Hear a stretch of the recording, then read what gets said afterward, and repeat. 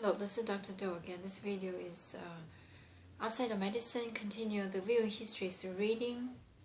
I'm going to continue to read. Saul's jealousy of David, chapter 18. After David had finished talking with Saul, Jonathan became one in spirit with David, and he loved him as himself. From the day Saul kept David with him and did not let him return to his father's house. And Jonathan made a covenant with David, because he loved him as himself. Jonathan took off the robe he was wearing and gave it to David, along with his tunic and even his sword, his bow and his belt. Whatever Saul sent him to do, David did it so successfully that Saul gave him a high rank in the army. This pleased all the people, and Saul's officers as well. When the men were returning home after David had killed the Philistine, the women came out from all the towns of Israel to meet King Saul, with singing and dancing, with joyful songs, and with tambourines and lutes. As they danced, they sang, Saul had slain his thousands, and David his tens of thousands. Saul was very angry. This refrain galled him. They have credited David with tens of thousands, he thought, but me with only thousands. What more can he get but kingdom? And from that time on, Saul kept a jealous eye on David. The next day, an evil spirit from God came forcefully upon Saul. He was prophesying in his house, while David was playing the harp, as he usually did. Saul had a spear in his hand, and he hurled it, saying to himself, I will pin David to the wall. But David eluded him twice.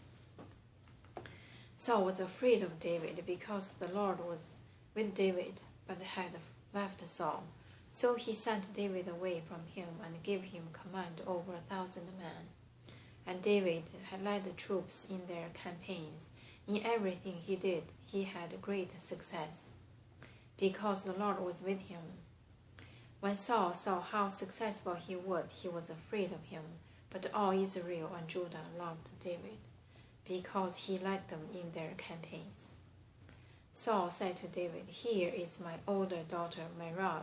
I will give her to you in marriage. Only serve me bravely and fight the battles of the Lord. For Saul said to himself, I will not raise a hand against him. Let the Philistine do that. But David said to Saul, Who am I, and what is my family or my father's clan in Israel, that I should become the king's son-in-law? So, when the time came for Merab, Saul's daughter, to be given to David, she was given in marriage to Adriel of Meholah. Now Saul's daughter Michal was in love with David, and when they told Saul about it, he was pleased. I will give her to him, he thought, so that she may be a snare to him, and so that the hand of the Philistine may be against him. So Saul said to David, Now you have a second opportunity to become my son-in-law. Then Saul ordered his attendant, Speak to David privately and say, Look, the king is pleased with you, and his attendants all like you. Now become his son-in-law. They repeated these words to David, but David said, Do you think it is a small matter to become a king's son-in-law? I am only a poor man and little known. When Saul's servant told him what David had said, Saul replied, Say to David, the king wants no other price for the bride than 100 Philistines' foreskins, to take revenge on his enemies. Saul's plan was to have David fall by the hands of Philistines. When the attendants told David these things, he was pleased to become the king's son-in-law. So therefore, before the allotted time elapsed, David and his men went out and killed 200 Philistines. He brought their foreskins and presented the full number to the king, so that he might become the king's son-in-law. Then Saul gave him his daughter Michal in marriage. When Saul realized that the Lord was with David, and this is his daughter Michal loved David, Saul became still more afraid of him, and he remained his enemy the rest of his days. The Philistine commanders continued to go out to battle, and as often as they did, David met with more success than the rest of Saul's officers, and his name became well known.